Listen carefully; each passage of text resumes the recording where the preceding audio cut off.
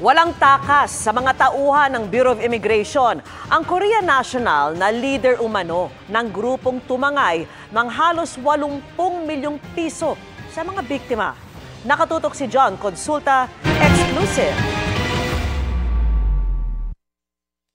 Anything you say may be used against you in the court of law. Nagtangkapang tumakas ang Korean fugitive na ito sa kanyang kondo sa Makati City. Pero na-corner pa rin siya ng mga tauhan ng Bureau of Immigration Fugitive Search Unit.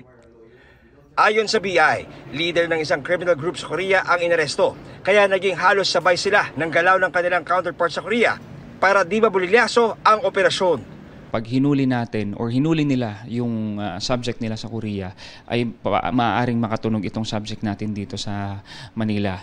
Kaya ang ginawa natin ay inuna muna nating hulihin yung subject natin sa Manila, and at the same time yung Korean authorities naman sa Korea ay hinuli yung mga kagrupo niya doon. Di raw biro ang naging operasyon ng grupo ng dayuhang pugante na nakatangay ng halos 80 milyong piso sa kanilang mga biktima. Kumita sila ng mahigit kumulang 2 billion Korean won sa mga panloloko nila sa kanilang mga biktima.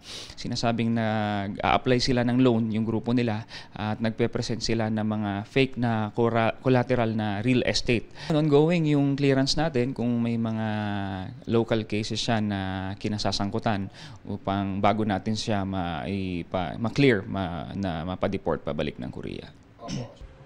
Sinisikap pa rin namin makuha ang panig ng dayuhan na nakakulong sa detention facility ng BI.